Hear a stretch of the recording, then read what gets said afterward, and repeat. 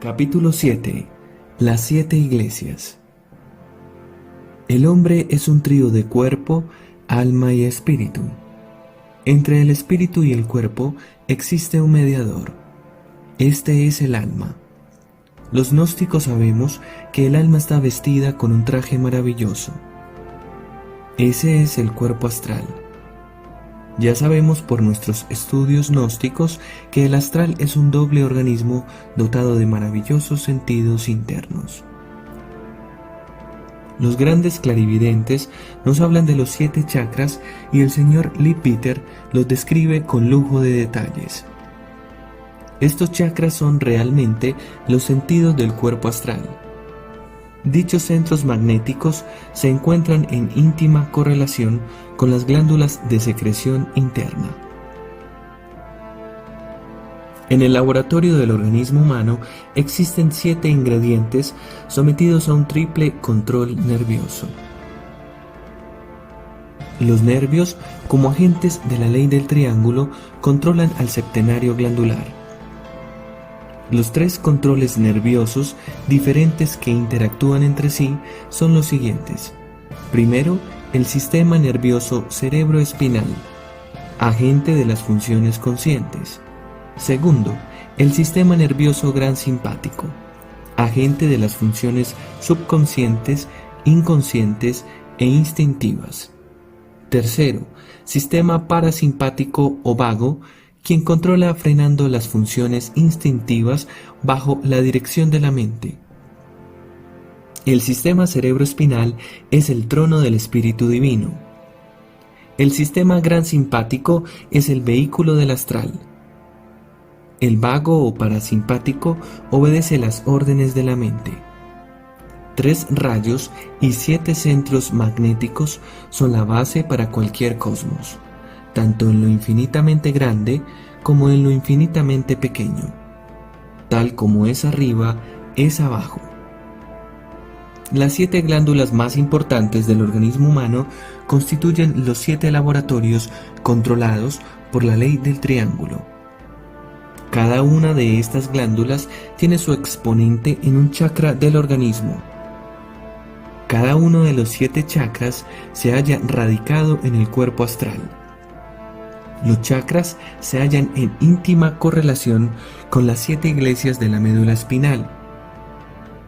Las 7 iglesias de la espina dorsal controlan los 7 chakras del sistema nervioso gran simpático. Las 7 iglesias entran en intensa actividad con el ascenso del Kundalini a lo largo del canal medular. El Kundalini mora en los electrones. Los sabios meditan en él, los devotos lo adoran, y en los hogares donde reina el matrimonio perfecto se trabaja con él prácticamente. El Kundalini es el fuego solar encerrado en los átomos seminales, la substancia electrónica ardiente del Sol, que cuando es liberada nos transforma en dioses terriblemente divinos. Los fuegos del corazón controlan el ascenso del Kundalini por el canal medular. El Kundalini se desarrolla, evoluciona y progresa de acuerdo con los méritos del corazón. El Kundalini es la energía primordial encerrada en la iglesia de Éfeso. Esta iglesia se encuentra 2 dedos sobre el ano y 2 dedos debajo de los órganos genitales. La divina serpiente de fuego dormita dentro de su iglesia, enroscada 3 veces y media. Cuando los átomos solares y lunares hacen contacto en el Triveni, cerca del coxis, despierta el Kundalini, la serpiente ígnea de nuestros mágicos poderes. Conforme la serpiente sube por el canal medular, pone en actividad cada una de las 7 iglesias. Los chakras de las gónadas, glándulas sexuales, están dirigidos por Urano, y la glándula pineal, situada en la parte superior del cerebro, está controlada por Neptuno. Entre este par de glándulas existe una íntima correlación y el Kundalini debe conectarlas con el fuego sagrado para lograr la realización a fondo. La iglesia de Éfeso es un loto con 4 pétalos esplendorosos. Esta iglesia tiene la brillantez de 10.000 millones de soles. La tierra elemental de los sabios es conquistada por el poder de esta iglesia. El ascenso del Kundalini a la región de la próstata pone en actividad los 6 pétalos de la iglesia de Esmirna. Esta iglesia nos confiere el poder de dominar las aguas elementales de la vida y la dicha de crear. Cuando la serpiente sagrada llega a la región del ombligo, podemos dominar los volcanes porque el fuego elemental de los sabios corresponde a la iglesia de Pérgamo, situada en el plexo solar. Dicho centro controla el vaso, el hígado, el páncreas, etcétera, etcétera. Este centro de Pérgamo tiene 10 pétalos.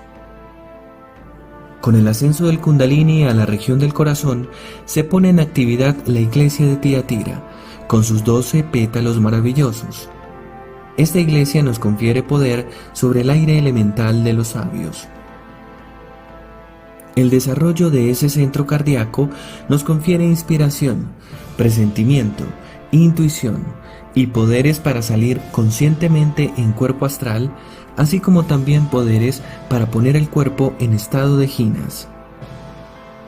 El capítulo 2 del Apocalipsis versa sobre las 4 iglesias inferiores de nuestro organismo. Estos son los 4 centros conocidos como el fundamento o básico, el prostático, el umbilical y el cardíaco. Ahora estudiaremos los 3 centros magnéticos superiores mencionados por el Apocalipsis en el 3er capítulo. Estas 3 iglesias superiores son la iglesia de Sardis, la de Filadelfia y por último la de la Odisea. El ascenso del Kundalini a la región de la laringe creadora nos confiere el poder de oír las voces de los seres que viven en los mundos superiores. Este chakra está relacionado con el Akasha puro. El Akasha es el agente del sonido. El chakra laríngeo es la iglesia de Sardis. Cuando el Kundalini abre la iglesia de Sardis, entonces florece en nuestros labios fecundos hecho verbo. El chakra tiene 16 hermosos pétalos. El desarrollo completo de este centro akáshico nos permite conservar el cuerpo vivo aún durante las noches profundas del Gran Pralaya. Es imposible la encarnación del Gran Verbo sin haber despertado a la serpiente sagrada. Precisamente, el agente del Verbo es el Akasha. Este es al Verbo lo que los alambres conductores a la electricidad. El Verbo necesita del Akasha para su manifestación. El Akasha es el agente del sonido. El Kundalini es el Akasha. Akasha es sexual. El Kundalini es sexual. El centro magnético donde vive el Kundalini normalmente es absolutamente sexual, como lo está demostrando el hecho concreto del sitio donde está situado. 2 dedos sobre el ano y 2 dedos sobre los órganos genitales. Solo es posible despertar el Kundalini y desarrollarlo totalmente con la magia sexual. Esto es lo que no les gusta a los infrasexuales. Ellos se sienten a sí mismos súper trascendidos y odian mortalmente la magia sexual. En cierta ocasión, después de escuchar una conferencia que nosotros dictamos sobre magia sexual, alguien protestó diciendo que así era como los gnósticos corrompíamos a las mujeres. Este individuo era un infrasexual. Protestó el hombre porque nosotros enseñamos la ciencia de la regeneración, pero en cambio no protestó contra el sexo intermedio, ni contra las prostitutas, ni contra el vicio del onanismo, ni dijo que esas gentes fuesen corrompidas. Protestó contra la doctrina de la regeneración, pero no contra la doctrina de la degeneración. Así son los infrasexuales. Ellos se sienten inmensamente superiores a todas las personas de sexo normal. Ellos protestan contra la regeneración, pero defienden la degeneración. Los infrasexuales no pueden encarnar el verbo jamás. Ellos escupen dentro del santuario sagrado del sexo y la ley los castiga arrojándolos al abismo para siempre. El sexo es el santuario del Espíritu Santo. Cuando el Kundalini llega a la altura del entrecejo, se abre la iglesia de Filadelfia. Este es el ojo de la sabiduría. En este centro magnético mora el Padre que está en secreto.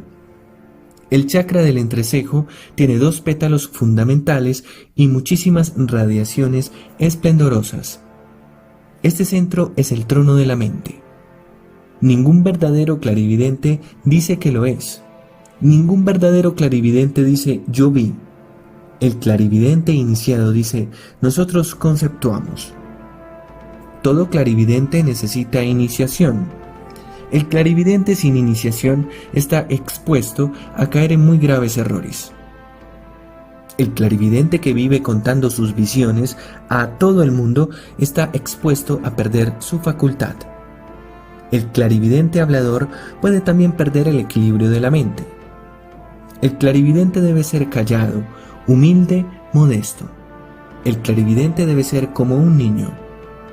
Cuando el Kundalini llega a la altura de la glándula pineal, se abre la iglesia de la Odisea. Esta flor de loto tiene 1000 pétalos resplandecientes. La glándula pineal está influenciada por Neptuno. Cuando se abre esta iglesia, recibimos la polividencia, la intuición, etcétera, etcétera. La pineal se halla relacionada íntimamente con los chakras gonádicos o glándulas sexuales. A mayor grado de potencia sexual, mayor grado de desarrollo de la glándula pineal. A menor grado de potencia sexual, menor grado de desarrollo de la glándula pineal. Urano en los órganos sexuales y Neptuno en la glándula pineal se unen para llevarnos a la realización total. En las escuelas de regeneración, tan mortalmente odiadas por los infrasexuales, se nos enseña a trabajar prácticamente con la ciencia de Urano y Neptuno. El sendero Tao incluye 3 senderos, siendo este el cuarto. Mucho se ha dicho sobre los 4 caminos. Nosotros los gnósticos recorremos el cuarto camino a plena conciencia. Durante el acto sexual, transmutamos los instintos brutales del cuerpo físico en voluntad, las emociones pasionales del astral en amor, los impulsos mentales en comprensión. Y nosotros, como espíritu, realizamos la gran obra. Así recorremos los 4 caminos en la práctica. No necesitamos hacernos faquires para el primer sendero, ni monjes para el segundo, ni eruditos para el tercero. La senda del matrimonio perfecto nos permite recorrer los 4 senderos durante el mismo acto sexual. Desde el versículo 1 hasta el 7 habla el Apocalipsis del centro coccígeo. En este centro está la iglesia de Éfeso. En este centro creador se halla enroscada la serpiente ígnea 3 veces y media. Quien la despierta y la hace subir por su médula espinal recibe la espada flamífera y entra entonces en el Edén. En la serpiente se halla la redención del hombre, pero debemos estar en guardia contra la astucia de la serpiente. Se debe contemplar la fruta prohibida y aspirar su aroma, pero recordad lo que dijo el Señor Jehová: si comiereis de ese fruto, moriréis. Debemos gozar la dicha del amor y adorar a la mujer. Un buen cuadro nos arroba, una bella pieza de música nos lleva hasta el éxtasis. Pero una bella mujer adorable nos da ganas de poseerla en el acto. Ella es la viva representación de Dios Madre. El acto sexual con la adorada tiene sus delicias indiscutibles. El gozo sexual es un derecho legítimo del hombre. Gozad la dicha del amor, pero no derraméis el semen. No cometáis ese horrible sacrilegio. No seáis fornicarios. La castidad nos convierte en dioses. La fornicación nos convierte en demonios. Krumheller dijo: los setianos adoraban la gran luz y decían que el sol, en sus emanaciones, forma nido en nosotros y constituye la serpiente. Los nazarenos dijeron: todos vosotros seréis dioses, si salís de Egipto y pasáis el Mar Rojo. Krumheller nos cuenta en su Iglesia Gnóstica que esta secta gnóstica tenía como objeto sagrado un cáliz en el cual tomaban el semen de Benjamín. Este, según Viracocha, era una mezcla de vino y agua. Dice el gran maestro Krumheller que jamás faltaba sobre los altares de los nazarenos el símbolo sagrado de la serpiente sexual.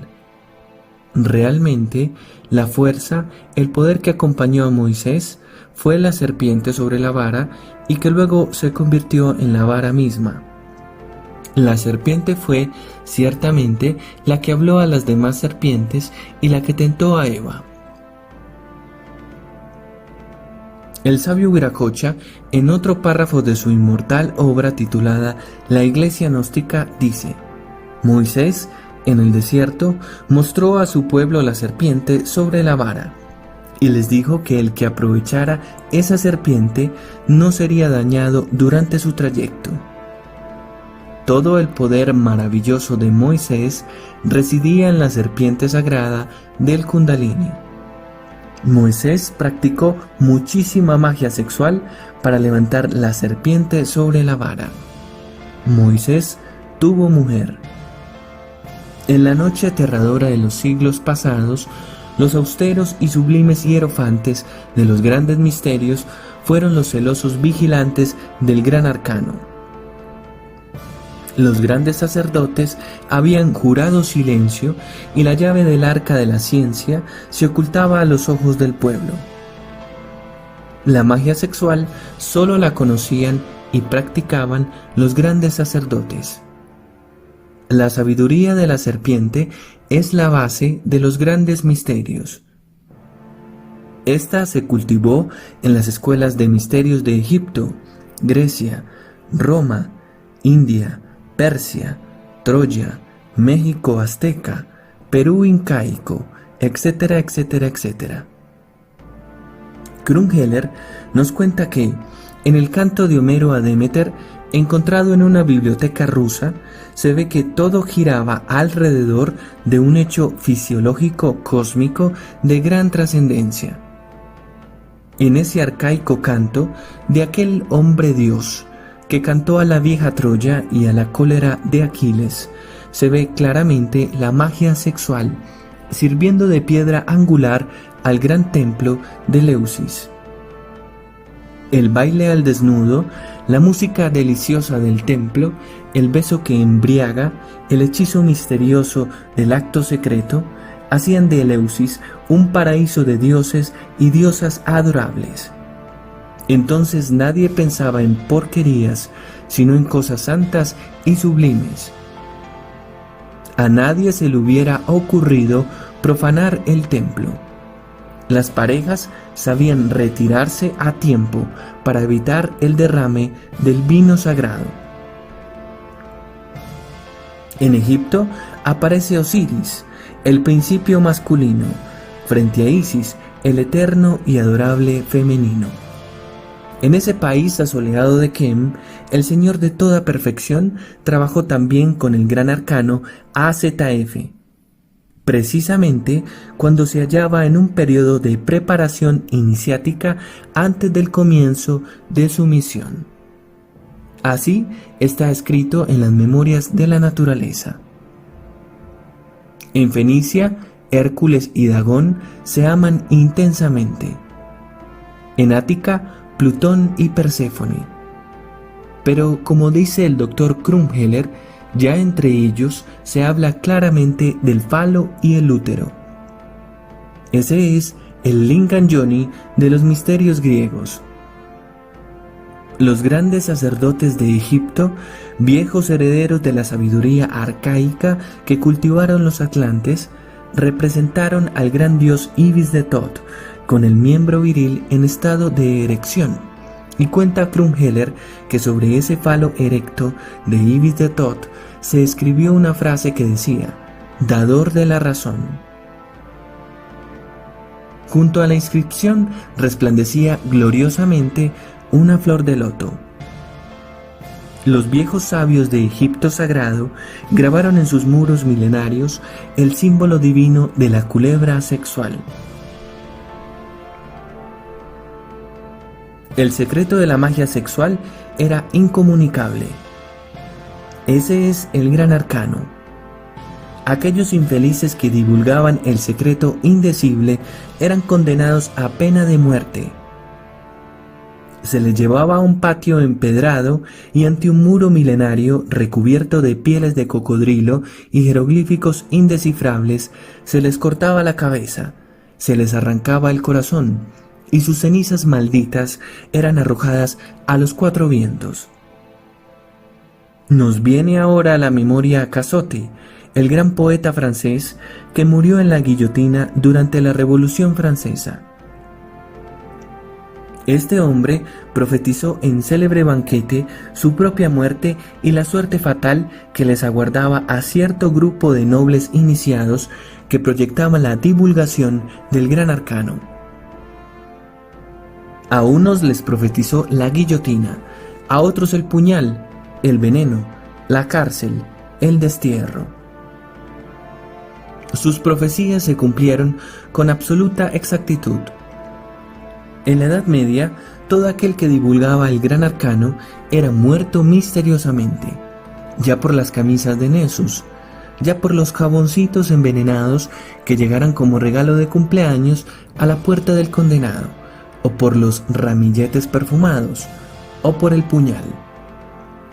El gran arcano es la clave de todos los poderes y la llave de todos los imperios. Los poderes de la naturaleza se desencadenan contra los atrevidos que intentan dominarla. Los grandes hierofantes esconden su secreto y los reyes divinos no le entregan a ningún mortal la clave secreta de su poder. Desdichado, infeliz, aquel mortal que después de recibir el secreto de la magia sexual no sabe aprovecharlo. A ese más le valiera no haber nacido o colgarse una piedra de molino al cuello y arrojarse al fondo del mar. A la naturaleza no le interesa la realización cósmica del hombre, y hasta eso es contrario a sus propios intereses. Esa es la causa por la cual ella se opone con todas sus fuerzas ante el atrevido que quiere dominarla. Viene oportunamente al caso recordar una anécdota curiosa. En cierta ocasión se paseaba por la playa del mar un pobre guarda de aduanas. De pronto algo llamó su atención. Vio entre las arenas azotadas por las embravecidas olas del Caribe un objeto de cuero. El hombre se acercó a él y con gran sorpresa se encontró con un pequeño belice o maletín de color negro. Inmediatamente se dirigió a la capitanía del puerto y entregó aquel objeto a su superior. Cumplida su misión, se fue a casa. Cuando a la mañana siguiente vino a su trabajo, el oficial superior lleno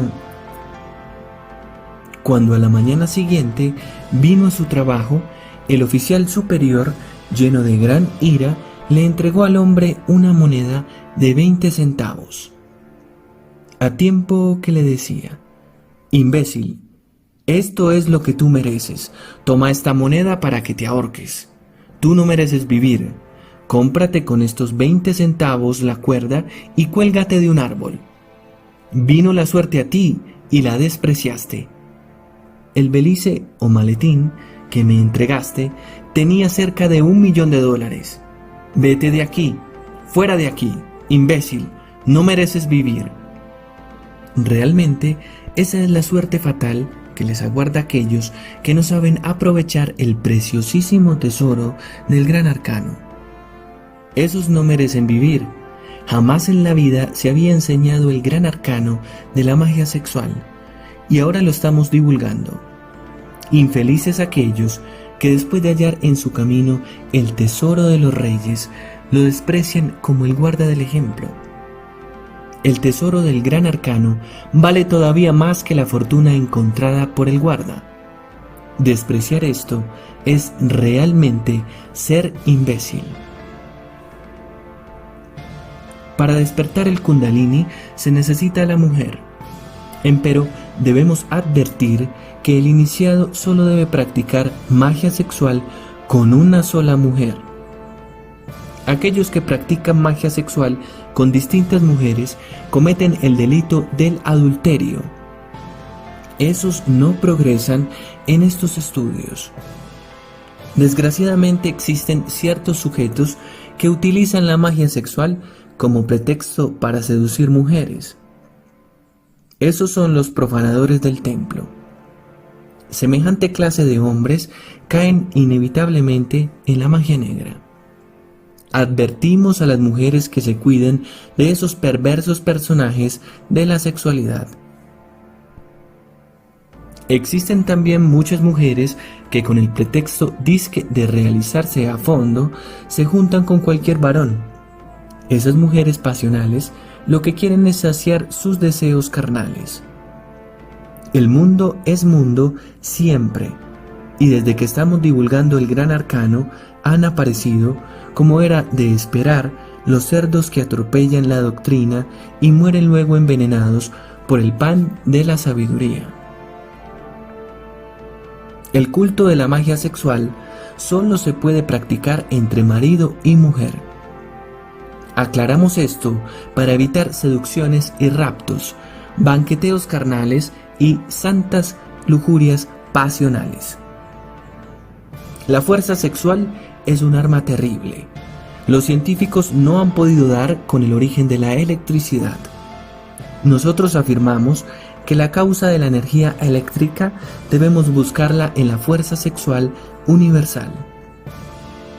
Esa fuerza no solo reside en los órganos de la sexualidad, sino también en todos los átomos y electrones del universo. La luz del sol es un producto de la sexualidad. Un átomo de hidrógeno se une sexualmente con un átomo de carbono para producir la luz solar. El hidrógeno es masculino, el carbono es femenino. De la unión sexual de ambos resulta la luz solar. Muy interesantes resultan los estudios sobre los procesos del carbono. Esos procesos son la gestación de la luz. La causa causorum de la electricidad debemos buscarla en el fuego serpentino universal. Ese fuego mora en los electrones, los sabios meditan en él, los místicos lo adoran, y aquellos que siguen la senda del matrimonio perfecto trabajan prácticamente con él. La fuerza sexual en mano de magos blancos y de magos negros es un arma terrible. El pensamiento trae a la espina dorsal el fluido sexual para depositarlo en su bolsa respectiva. Con el derrame fatal de ese fluido se pierden billonadas de átomos solares. El movimiento de contracción sexual que sigue al derrame del semen recoge de los infiernos atómicos del hombre billonadas de átomos satánicos que reemplazan a los átomos solares perdidos. Así es como formamos al diablo en nosotros. Cuando refrenamos el impulso sexual en nosotros, entonces el fluido maravilloso regresa al cuerpo astral multiplicando sus esplendores inefables. Así es como formamos al Cristo en nosotros. Así pues, con la energía sexual podemos formar dentro de nosotros al Cristo o al diablo. El gran maestro, en su calidad de Cristo cósmico encarnado, dijo: «Yo soy el pan de vida, yo soy el pan vivo. Si alguno comiere ese pan, vivirá eternamente. El que coma mi carne y beba mi sangre, tendrá la vida eterna, y yo le resucitaré. El que coma mi carne y beba mi sangre, en mí mora, y yo en él». Cristo es el alma solar, el espíritu viviente del sol. Este, con su vida, hace crecer la espiga del trigo y el grano. En la semilla queda encerrada toda la potencia del logo solar. En toda semilla vegetal, animal o humana, se halla encerrada, como dentro de un estuche precioso, la sustancia cristónica del logo solar.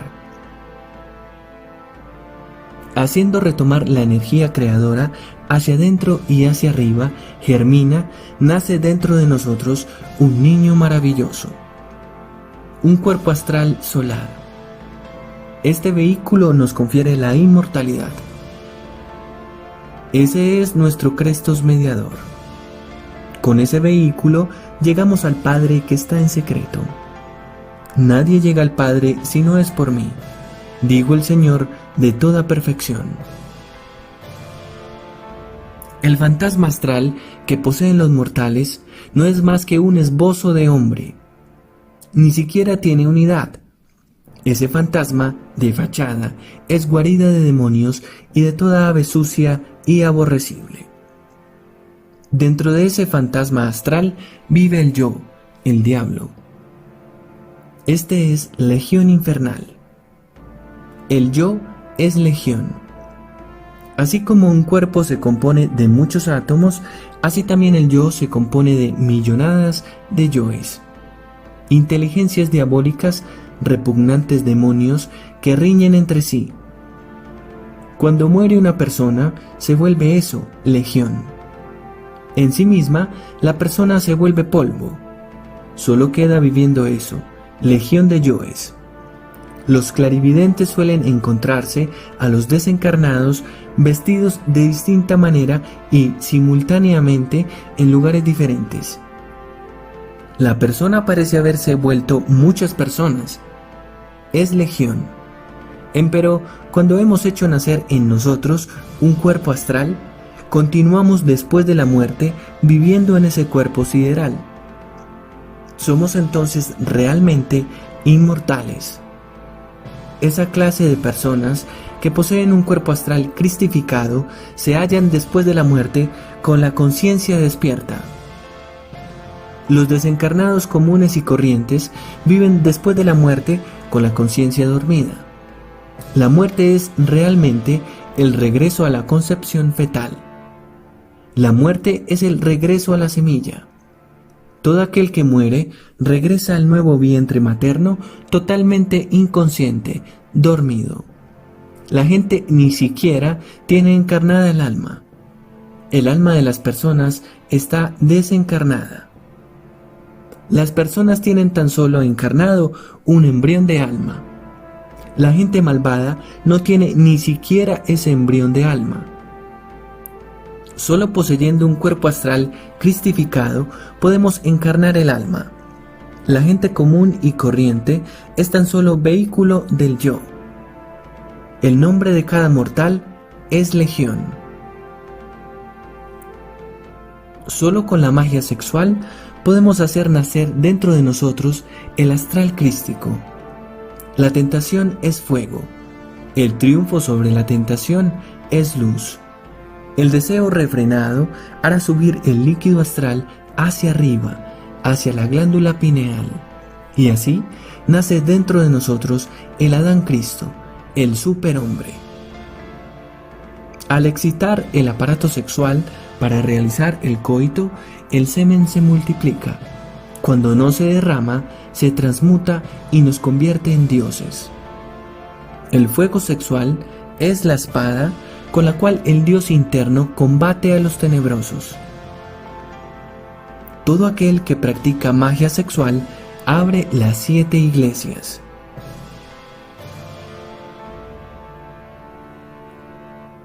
Todo aquel que después de estar trabajando con el Kundalini derrama el semen, fracasa inevitablemente, porque el Kundalini desciende entonces una o más vértebras, según la magnitud de la falta. Debemos luchar hasta conseguir la castidad perfecta, porque si no, vendré a ti y moveré tu candelabro de su lugar si no te corrigieres. El vapor que se levanta del sistema seminal abre el orificio inferior de la médula espinal para que la serpiente sagrada entre por allí. Este orificio se encuentra cerrado en las personas comunes y corrientes. El vapor seminal de los magos negros está dirigido hacia el abismo. El vapor seminal de los magos blancos se levanta hacia el cielo. Abrir la iglesia de Éfeso significa despertar el Kundalini. El color de ese centro es rojo sucio en el libertino, rojo amarillo en el iniciado y rojo azul púrpura en el místico iniciado. Desde el sistema seminal se levantan los átomos solares y lunares. Los vapores seminales tienen por base los átomos del Sol y de la Luna. Los vapores seminales se transmutan en energías. Las energías se bipolarizan en positivas y negativas, solares y lunares. Las energías se bipolarizan en positivas y negativas, solares y lunares. Estas energías suben por los canales simpáticos de Ida y Pingala hasta el cáliz. Este cáliz es el cerebro. Los dos canales simpáticos por donde sube el semen, ya completamente convertido en energías, son los dos testigos del Apocalipsis, las dos olivas del templo, los dos candeleros que están delante del Dios de la tierra, las dos serpientes que se enroscan en la vara del caduceo de Mercurio. Cuando ellas se tocan con la cola, hacen contacto los átomos solares y lunares en el coxis, cerca del triveni. Entonces despierta el Kundalini. La serpiente ígnea de nuestros mágicos poderes sale de la bolsa membranosa donde estaba encerrada y sube por el canal medular hasta el cáliz, cerebro. Del canal medular se desprenden ciertos hilos nerviosos que conectan a los 7 chakras o plexos simpáticos con la columna espinal. El fuego sagrado pone en actividad los 7 centros magnéticos. El Kundalini coordina la actividad de todos los 7 chakras en forma maravillosa. Podríamos representar todo esto por una vara con 7 rosas fragantes y hermosas. La vara representaría la columna espinal y las 7 rosas representarían a los 7 chakras o centros magnéticos. Los tallos delicados de esas 7 rosas de fuego ardiente son los finos hilos que unen a la columna espinal. En el semen combaten las potencias de la luz contra las potencias de las tinieblas. El advenimiento del fuego es el acontecimiento más grandioso del matrimonio perfecto. El centro donde la serpiente se halla enroscada tiene 4 pétalos, de los cuales solo 2 están en actividad. Con la iniciación se ponen en actividad los otros 2. El chakra prostático tiene 6 colores preciosísimos: rojo, anaranjado, amarillo, verde, azul y violeta. Esta es la iglesia de Esmirna. Este centro es importantísimo para el mago.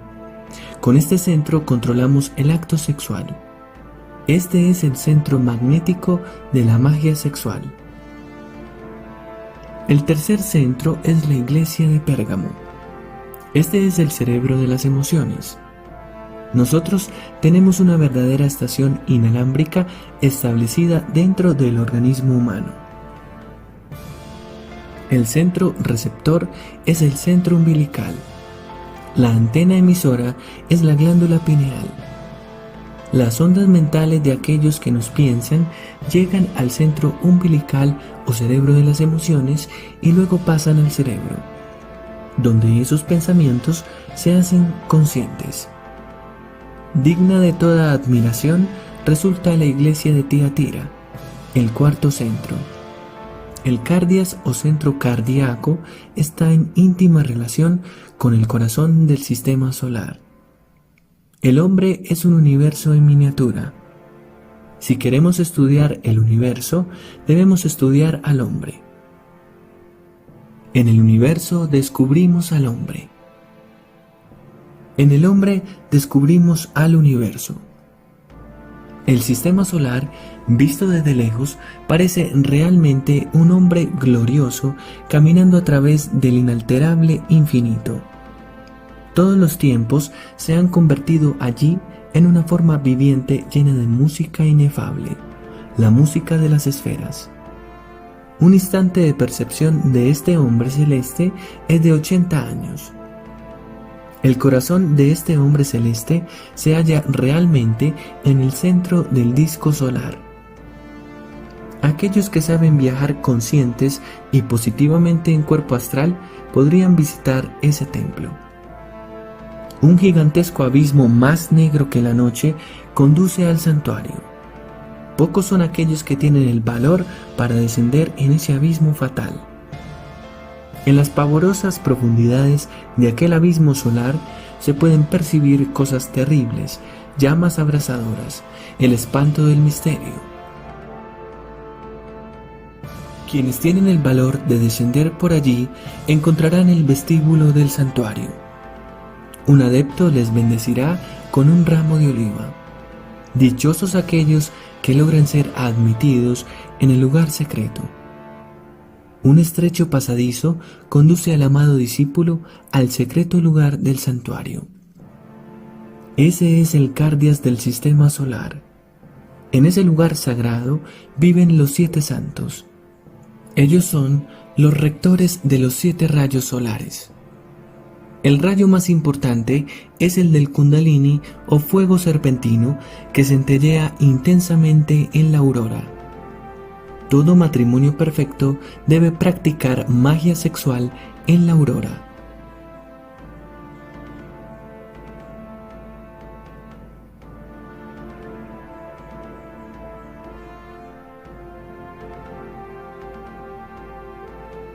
El sistema solar es el cuerpo de un gran ser, aquel que es todo perfección. El corazón de ese gran ser es el sol. El chakra del corazón tiene 12 pétalos, 6 activos y 6 inactivos. Con el fuego sagrado, todos los 12 pétalos entran en actividad. Debemos actuar sobre el corazón por medio de la oración intensiva. El quinto centro es la iglesia de Sardis. Este es el centro de la laringe creadora. Este es el loto de los 16 pétalos. Cuando el ser humano pone en actividad este loto mediante el fuego, recibe entonces el oído mágico. El fuego sagrado se hace creador en la garganta. Los ángeles crean con el poder de la palabra. El fuego florece en los labios fecundos, hecho verbo. El iniciado es capaz de crear cualquier cosa con el pensamiento y luego materializarla con la palabra. Aquello de oír con el oído mágico no ha sido bien definido por los ocultistas. Debemos advertir que quien tiene el oído mágico puede oír realmente, percibir casi físicamente, o mejor dijera, en forma semejante a la física, los sonidos internos. El oído mágico nos permite escuchar a los ángeles. Cuando la totalidad de las energías creadoras sube al cerebro, nos elevamos al estado angélico. Entonces creamos con el poder de la palabra. A estas alturas no se llega con la evolución mecánica de la naturaleza. La evolución es el movimiento de la vida universal, pero este a nadie lleva al estado angélico. A la naturaleza no le interesa el superhombre. Ella contiene todas las posibilidades, pero el superhombre es hasta contrario a sus intereses creados. Las fuerzas más terribles de la naturaleza se oponen al nacimiento del superhombre. El ángel, el superhombre, es el resultado de una tremenda revolución de la conciencia. Nadie está obligado a ayudar al individuo en esta revolución. Esto es cuestión muy íntima de cada cual. El problema es absolutamente sexual. hay que desenvainar la espada y combatir contra las terribles fuerzas de la naturaleza que se oponen al nacimiento del superhombre. Cuando el fuego sagrado abre el chakra frontal, la iglesia de Filadelfia, con sus 2 pétalos maravillosos y sus innumerables resplandores, entonces podemos ver clarividentemente. La gente está acostumbrada a vivir teorizando y a jurar cosas que jamás ha visto. Es necesario despertar la clarividencia para ver las grandes realidades internas. El chakra frontal es el trono de la mente. Cuando el estudio y la clarividencia marchan en forma equilibrada y armoniosa, entonces entramos de hecho en el templo del verdadero saber. Muchos afirman lo que han leído, repiten luces prestadas. Esa clase de gentes creen saber, pero jamás han visto lo que han leído. Están repitiendo como loros, eso es todo. Esas gentes no saben nada. Son gentes ignorantes. Son ilustrados ignorantes. Para saber hay primero que ser. La clarividencia es el ojo del ser. El ser y el saber deben marchar equilibrados y en forma paralela. Aquellos que han leído muchísimo ocultismo se sienten sabios. Esas pobres gentes, si no han visto lo que han leído, puede asegurarse que no saben absolutamente nada. Existen en el mundo videntes de todos los tipos. El verdadero clarividente nunca anda diciendo. Todo estudiante de ocultismo, cuando tiene las primeras visiones clarividentes, tiene la tendencia a contárselo a todo el mundo. Entonces los demás se ríen de él y como quiera que las vibraciones de las gentes son negativas, al fin el principiante termina por perder el equilibrio de la mente. La clarividencia, sin la intuición, conduce a los estudiantes al error y hasta al delito de calumnia e injuria. Algunas veces hasta el homicidio. Alguien que tiene destellos de clarividencia ve por ejemplo a su mujer en el astral adulterando con un amigo suyo, y si el vidente no tiene intuición y si es un celoso, podría entonces asesinar a su mujer o a su amigo, aunque la infeliz sea una santa o aunque su amigo sea un verdadero y leal servidor. Téngase en cuenta que en el astral el ser humano es legión y cada yo pluralizado repite actos cometidos en vidas anteriores. Los grandes maestros de la logia blanca han sido calumniados por los videntes. Todo maestro tiene un doble exactamente semejante a él. Si el maestro predica la castidad, el doble predica la fornicación. Si el maestro hace buenas obras, su doble hace malas obras.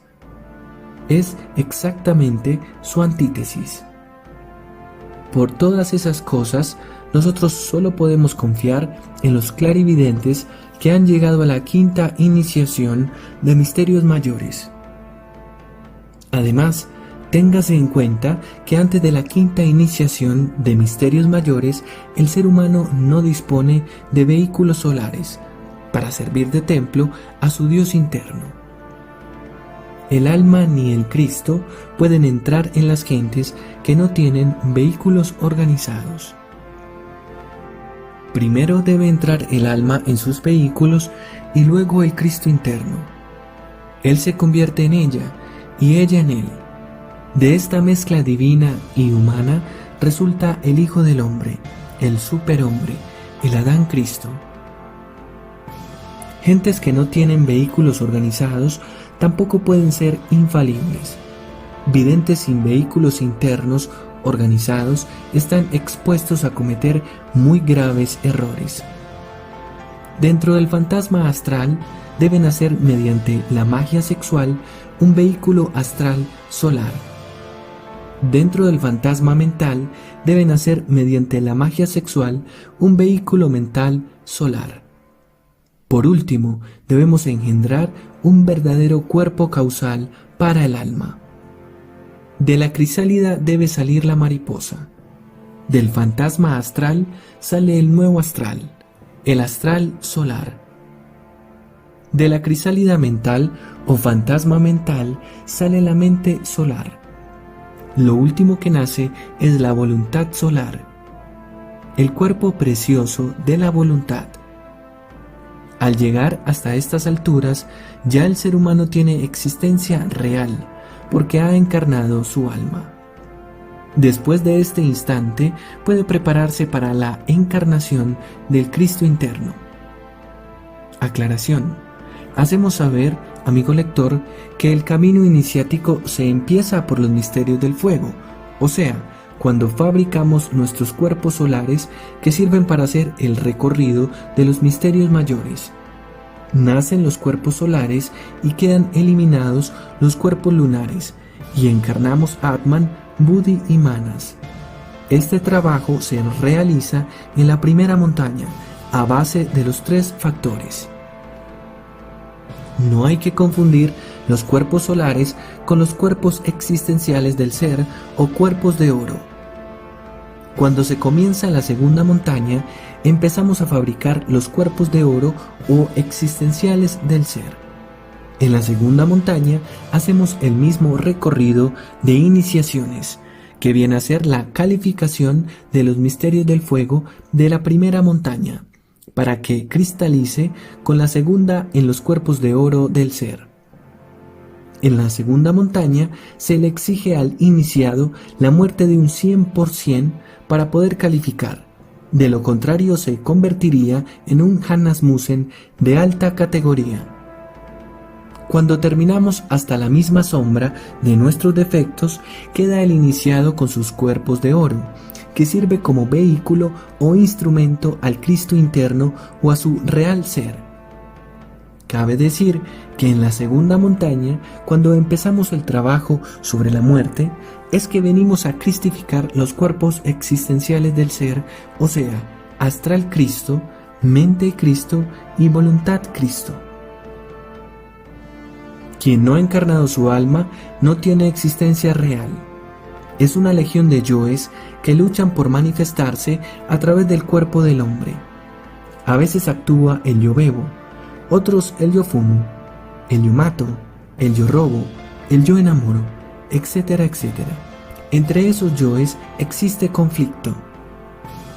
Por eso vemos a muchos que juran pertenecer al movimiento gnóstico y luego se arrepienten y se declaran enemigos de la gnosis. El yo que jura ser fiel a la gnosis es desplazado por otro que odia la gnosis. El yo que jura adorar a la mujer es reemplazado por otro yo que la aborrece. El yo es legión de demonios. ¿Cómo podríamos confiar en clarividentes que todavía no tienen encarnada su alma? El hombre que no ha encarnado su alma no tiene todavía responsabilidad moral. ¿Podríamos acaso confiar en demonios? Los estudiantes de la gnosis deben cuidarse mucho de esos que andan por ahí dizque declarándose videntes y profetizándole a la gente. El verdadero clarividente nunca dice lo que es. Los maestros de la quinta iniciación de misterios mayores son muy humildes y callados. Ningún estudiante de ocultismo es maestro. Maestros verdaderos solo son aquellos que ya alcanzaron la quinta iniciación de misterios mayores. Antes de la quinta iniciación, nadie es maestro. La última flor de loto que se abre es la iglesia de la Odisea. Esta flor de loto tiene 1000 pétalos. Esta flor de loto resplandece gloriosamente en la cabeza de los santos. Cuando el Kundalini llega a la glándula pineal, se abre esta flor maravillosa. Este es el ojo de la polividencia, el ojo de diamante. Con esta facultad podemos estudiar las memorias de la naturaleza. Este es el ojo divino del espíritu. La serpiente sagrada pasa luego de la pineal hasta el ojo de la sabiduría, situado entre las dos cejas. Luego penetra en el campo magnético de la raíz de la nariz. Cuando toca el átomo del Padre, situado en ese lugar, viene entonces la primera iniciación de misterios mayores. Nadie es maestro por el solo hecho de haber recibido la primera iniciación de misterios mayores. Esto solo significa que entró en la corriente que conduce al nirvana. El estudiante debe levantar en orden sucesivo las 7 serpientes.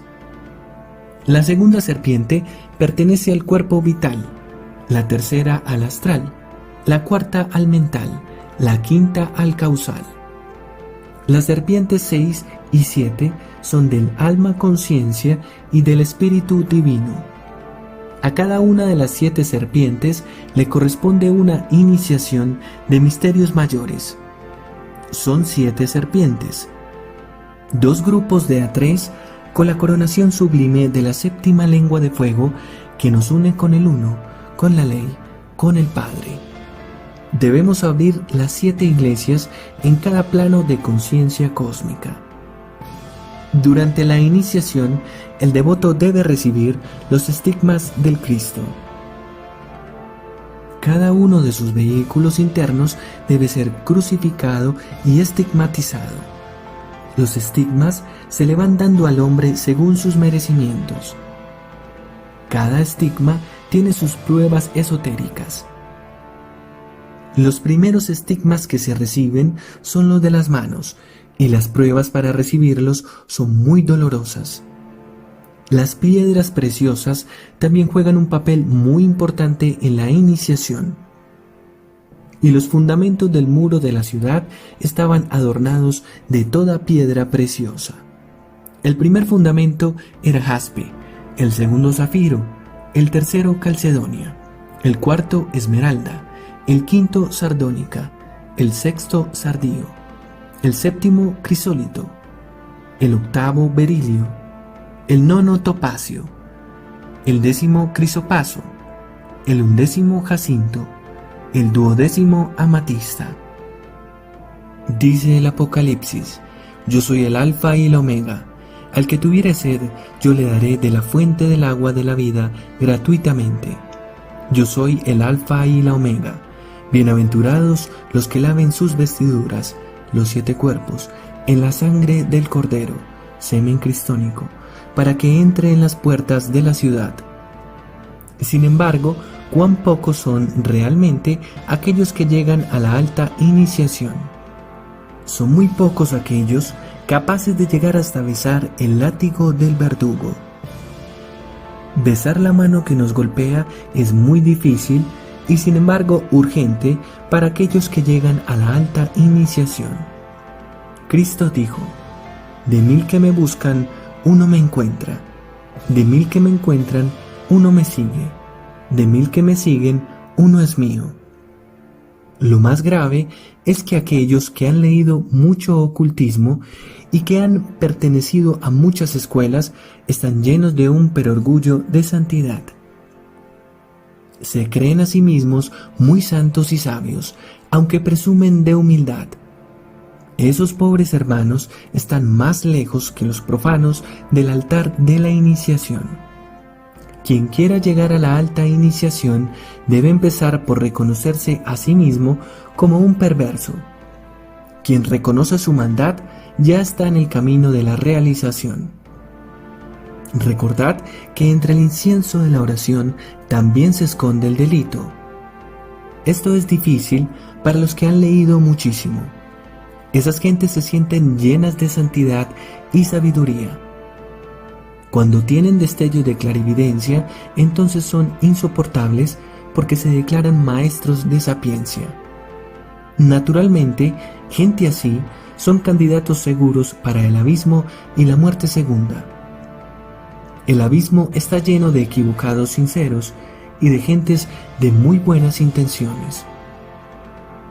Cuando el iniciado ha hecho salir una parte de su fuego creador por la cabeza, arroja su corona a los pies del Cordero. San Juan habla de los 24 ancianos que arrojan sus coronas a los pies del trono del Señor. El Apocalipsis describe al jinete del capítulo 19 con una cinta en el muslo.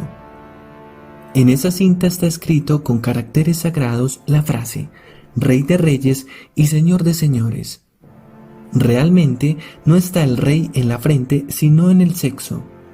Rasputín, ebrio de vino, golpeaba con el falo sexual las mesas de la orgía diciendo: «Este es el rey del mundo». Dichosas las parejas que se saben amar. Con el acto sexual abrimos las 7 iglesias del Apocalipsis y nos convertimos en dioses. Los 7 chakras resuenan con el poderoso mantra egipcio Fe, Uin, Daag. Esta última palabra es gutural. El ejercicio perfecto de las 7 iglesias, el sacerdocio completo, se realiza con el cuerpo en estado de jinas.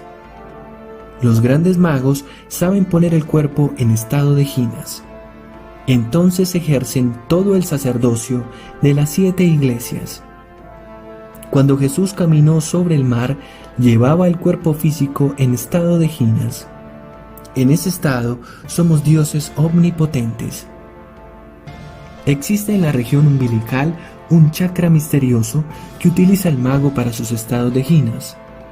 Todo mago que se halle lejos de su cuerpo físico, en cuerpo astral, si utiliza el poder de ese chakra, puede rogarle a su Dios interno así: Señor mío, Dios mío, te ruego que tú me traigas mi cuerpo.